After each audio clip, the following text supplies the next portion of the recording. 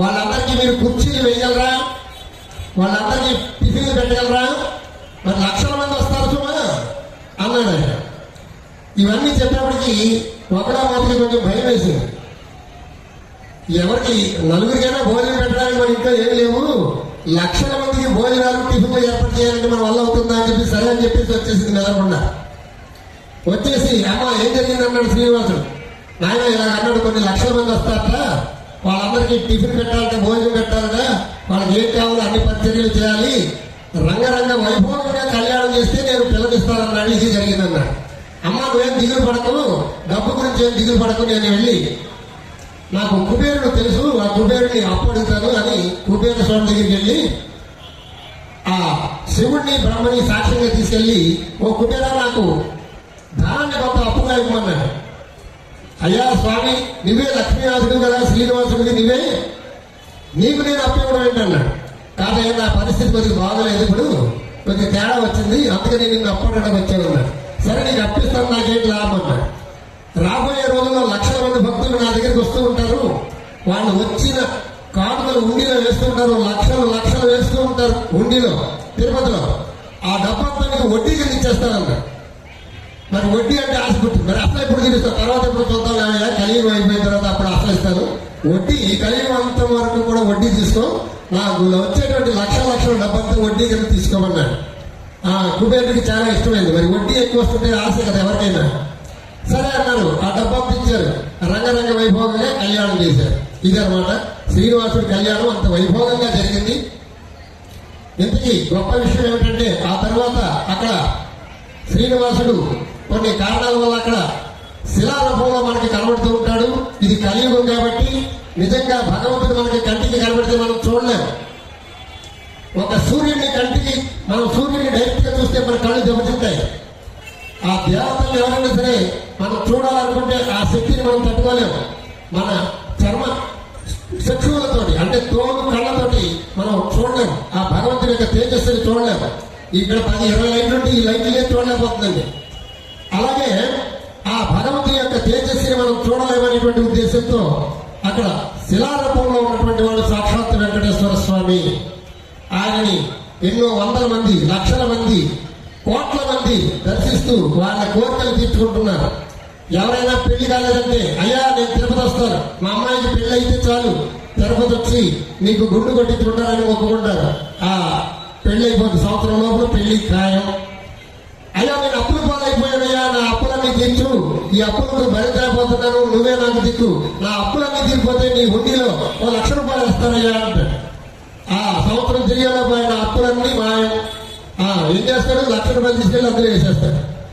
అలాగే ఏ కోరిక కావాలంటే ఆ కోరికను నెరవేర్చుతూ కొన్ని కోట్ల మందిని ఆదరిస్తున్నటువంటి ఆ వెంకటేశ్వర స్వామి కళ్యాణ మహోత్సవం మనకి నిన్న అరకువేలి గ్రామంలో జరిగింది. రంగరంగ వైభోగంగా అద్భుతంగా జరిగింది.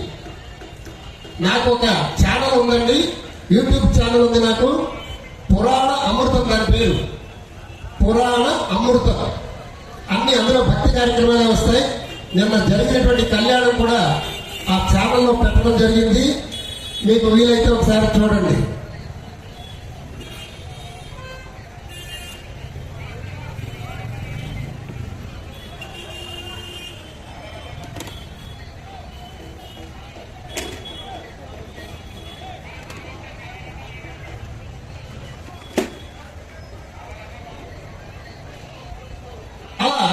కొన్ని లక్షల మంది, కోట్ల మంది భక్తులను ఉద్ధరిస్తూ ఉన్నటువంటి వెంకటేశ్వర స్వామి కళ్యాణం మన అరకువేలిలో జరుపుకోవడం చాలా గొప్ప విషయం, విశేషం. ఆ వెంకటేశ్వర స్వామికి పరమ భక్తుడైనటువంటి అన్నమాచార్యుల వారు 32,000 సంకీర్తనలు రచించారండి. ఆ 32,000 సంకీర్తనలో ఒక కీర్తన ఇప్పుడు పాడుకుందాం. పొడగటిమయ్యా బింబు పురుషోత్తమా, పొడగటిమయ్యా బింబు పురుషోత్తమా, ఎడయగవయ్యా కోనేటిరాయడ, పొడగటిమయ్యా బింబు పురుషోత్తమా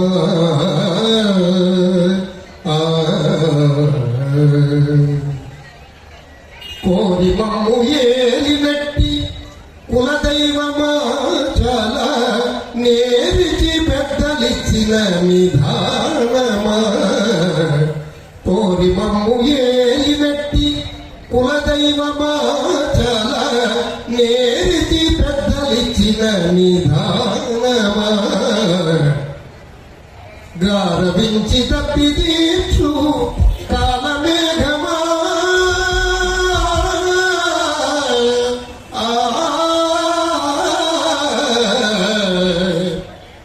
గారవించి తప్పి తీర్చు కాలమేఘమా మాకు చేరువ చిత్తములోని శ్రీనివాసుడ పొడగంటి మయ్యా విమ్ము పురుషోత్తమా.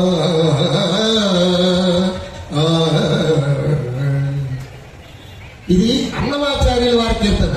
ఇందులో చాలా అర్థం ఉంది, మనం అర్థం కూడా తెలుసుకుందాం. పొడగంటి మయ్యా విమ్ము పురుషోత్తమ అంటే, అయ్యా వెంకటేశ్వర స్వామి నీ దర్శనం అయ్యిందా, నిన్ను చూచాం, నిన్ను కనుక్కున్నాం, మమ్మల్ని ఎప్పుడు వదిలిపెట్టకయ్యా, మమ్మల్ని కాపాడవయ్యా, ఎడయకవయ్యా అంటే అది మమ్మల్ని ఎప్పుడు వదిలిపెట్టద్దు. కోరి మమ్ము ఏలినట్టి కులదైవమా,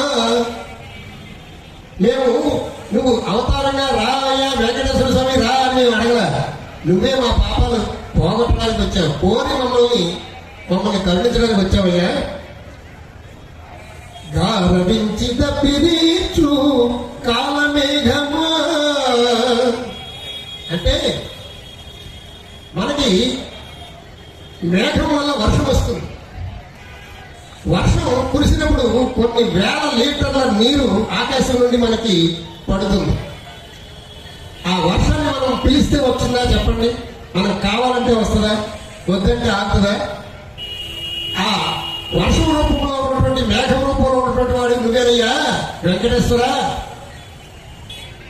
మాకు దప్పిక తీర్చడానికి, మా పంటలు పట్టించడానికి, మాకు ఆహారం పెట్టడానికి, గాలించి మాకు దప్పిక తీర్చేటువంటి ఓ మేఘమా నీవేనయ్యా వెంకటేశ్వర స్వామి మేఘం ఉన్నాడు. మనం ఒక లీటర్ నీళ్లు కొనుక్కోవాలంటే 20 రూపాయలు ఉండాలి. 20 రూపాయలు లేకపోతే లీటర్ నీళ్లు దొరకట్లేదు ఈ రోజు.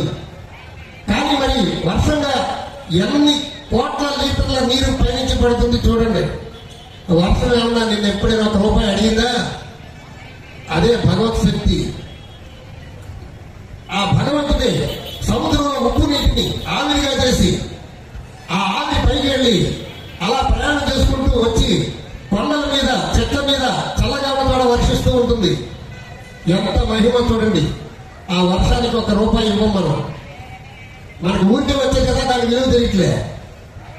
అందుకనే కొన్ని దుష్కార్యాలు చేసినప్పుడు కొన్ని ఫ్యాక్టరీలు పెట్టి వాతావరణాన్ని కలుషితం చేసినప్పుడు యజ్ఞాలు చేయకుండా, ఆ ఆవు నెయ్యితో యజ్ఞాలు చేయకుండా ఉన్నప్పుడు వాతావరణం సమతుల్యం దెబ్బతిని సకాలంలో వర్షాలు పడక అకాలంలో వర్షాలు పడి పంటలు కూడా పోతున్నాయి. అందుచేత యజ్ఞాలు చేయాలని చెప్తారు. అందుకనమాట గాలవించి తప్పిరీచు కాలమేఘమా మాకు చేరువ చిత్తములోని శ్రీనివాసుడ పొడగంటి మయ్యా విమ్ము పురుషోత్తమా. చేరువ చిత్తములోని శ్రీ వెంకటేశ్వరుడు అంటే, అయ్యా వెంకటేశ్వరుడు ఎక్కడో లేడు, ఎక్కడో తిరుమలలో ఉన్నాడని అనుకుంటే పొరపాటయ్యా. ఎక్కడ పడితే అక్కడే ఉన్నాడు. భగవంతుడు అంటే సర్వాంతర్యాన్ని, సర్వజ్ఞుడు, అన్ని తెలిసినవాడు, అన్ని చోట్ల ఉండేవాడు.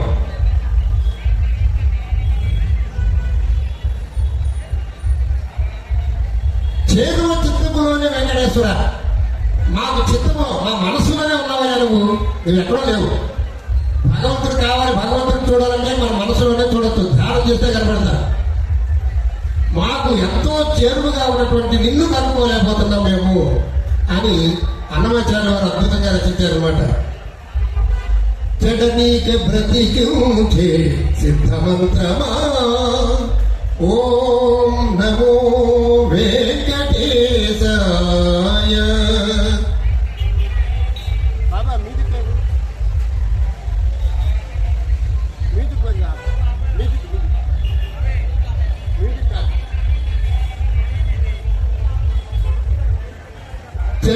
నీక బ్రతికించే సిద్ధమంత్రమా రోగాలడచి రక్షించే దివ్యౌషధమా.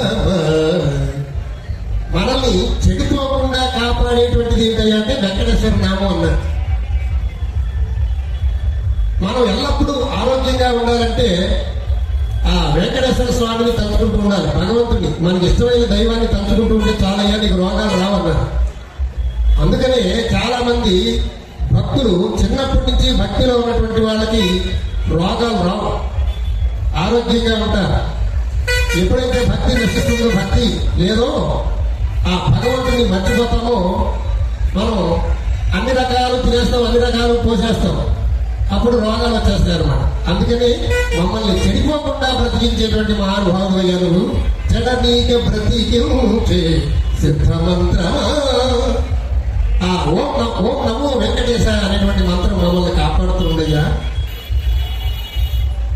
రోగాలడచి రక్షించే దివ్యౌషధమా.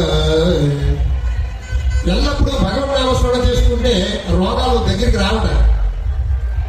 నిన్న చూడండి, చిన్నారులు కనీసం 4 ఏళ్ళు 5 ఏళ్ళు కూడా ఉన్న వాళ్ళకి మాటలు కూడా సరిగ్గా రానటువంటి చిన్న పిల్లలు చక్కగా ఇక్కడ భరతనాట్యం చేశారు. అద్భుతంగా ఉంది. నేను చాలా సంతోషించాను. వాళ్ళ తల్లిదండ్రులకి అందరికీ కృతజ్ఞతలు చెప్తున్నాను. ఎందుకంటే చిన్నప్పటి నుంచే మనం పిల్లలకి అలవాటు చేయాలి భక్తి. అలా ఎప్పుడైతే చిన్నప్పటి నుంచే మనం అలవాటు చేస్తామో వాళ్ళు ఆ భక్తి మార్గంలో ఉండిపోతారు. ఆ భక్తి మార్గంలో ఉండి పెద్దల్ని గౌరవిస్తూ ఉంటారు, తల్లిదండ్రులు గౌరవిస్తుంటారు, సంఘాన్ని గౌరవిస్తూ ఉంటారు, దేశానికి మేలు చేసేటువంటి పనులు చేస్తూ ఉంటారు. అలాంటి భావి పనులు మనకు కావాలి. అందుచేత చిన్నప్పటి నుంచి కూడా మనం పిల్లల్ని గుడికి తీసుకెళ్ళిపోవాలి. గుడికి తీసుకెళ్ళిపోయి అక్కడ ఎవరైనా మంచి మాటలు చెప్తుంటే అరే శ్రద్ధగా వినరా, అల్లరి చేయకు అని చెప్పి ఆ మాటలు వాళ్ళకి వినిపించాలి. చిన్నప్పటి నుంచి అలవాటు చేస్తే అది జీవితాంతం ఉంటుందన్నమాట.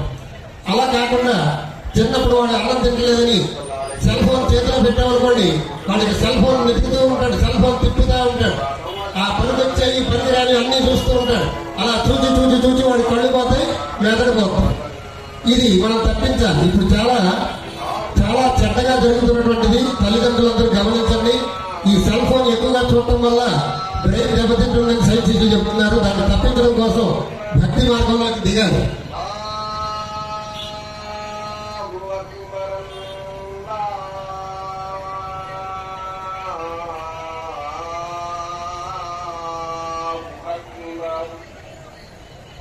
أشهد أن لا إله إلا الله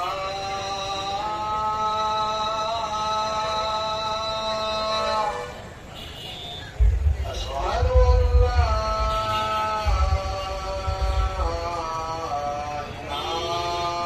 إله إلا الله أشهد أن محمدا رسول الله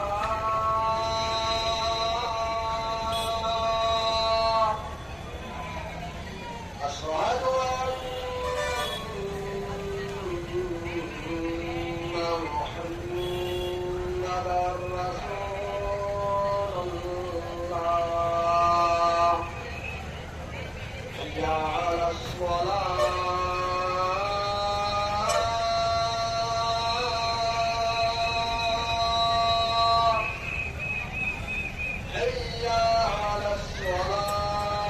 ఈ రోజుల్లో చూడండి, కలియుగంలో మనుషులకి ఓర్పు తక్కువైపోయింది. ఓర్పు కూడా నాన్నగారు తిట్టారనో, టీచర్ కొట్టారనో ఆఖరికి ఆత్మహత్య చేసేసుకుంటున్నారు. ఏంటి ప్రాణం ఊరికే తీసుకుంటున్నారు. అది ఎంత నష్టం అండి. ఎవరైనా ఆత్మహత్య చేసుకుంటే ఏమవుతుంది? వాడు అంతటా పోతాడు. ఆ తల్లిదండ్రులు వారం రోజులు వేస్తారు, సంవత్సరం ఏడుస్తారు, 2 సంవత్సరాలు వేస్తారు, తర్వాత వదిలేస్తారు. పోయేదెవరు? ఆత్మహత్య చేసుకున్న వాడు పోతాడు. ఆ బంగారం లాంటి భవిష్యత్తు అంతా నాశనం అయిపోతుంది. ఇదంతా ఎందుకు జరుగుతుందంటే ఓపిక ధైర్యం లేకపోవడం వల్ల ఇవన్నీ జరుగుతున్నాయి. అలాంటివి చేయకూడదు. ఆత్మహత్య మహాపాపం అన్నారు మన శాస్త్రంలో.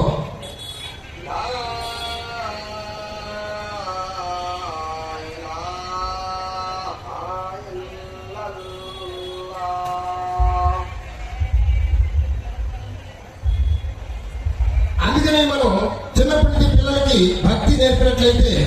ఈ భాగవత రామాయణ ఇలాంటి కథలను వినిపించినట్లయితే వాళ్ళు ఆరోగ్యంగా పెరుగుతారు.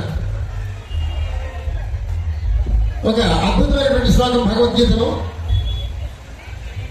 అనన్యా చింతయంతో మాం ఏ జనా పర్యుపాసతే తేషాం నిత్యాభియుక్తానాం యోగక్షేమం వదామ్యహం.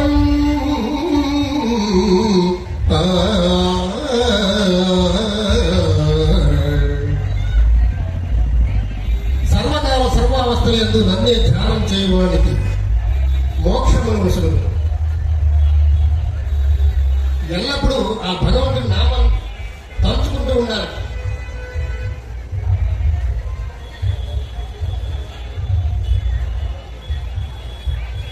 ఏవం ప్రవర్తితం చక్రం నానువర్తయతి హయః అథాయురింద్రియారామో మోహం పార్థ సజీవతి.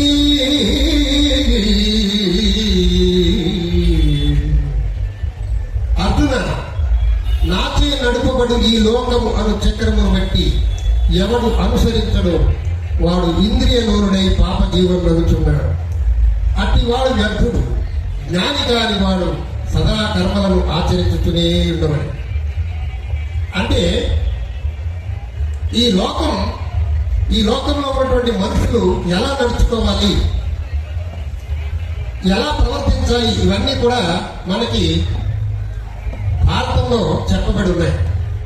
భారతం, భాగవతం, రామాయణం ఇలాంటి గ్రంథాల్లో మనం ఎలాగా నడుచుకుంటే మనం ఆరోగ్యంగా ఆనందంగా ఉంటామో చెప్పబడి ఉన్నాయి. అవన్నీ పాతవి పురాణాలని వెనక్కి పెట్టేస్తే అసలు మనం ఏం చేయాలో తెలియక రకరకాలుగా కొత్తవన్నీ నేర్చుకుని రకరకాలైనటువంటి ఇబ్బందులన్నీ పడుతున్నాం అన్నమాట. అందుకని ఈ భగవద్గీతలో అద్భుతమైనటువంటి శ్లోకాలు కొన్ని మీకు వినిపించి అర్థం చెప్తారు.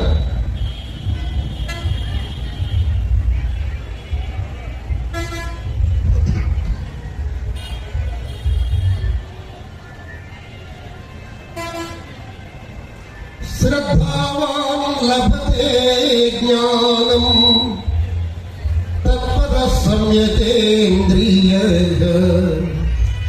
జ్ఞానం లబ్ధ్వా పరాం శాంతి అచిరేణ అధిగచ్చతి.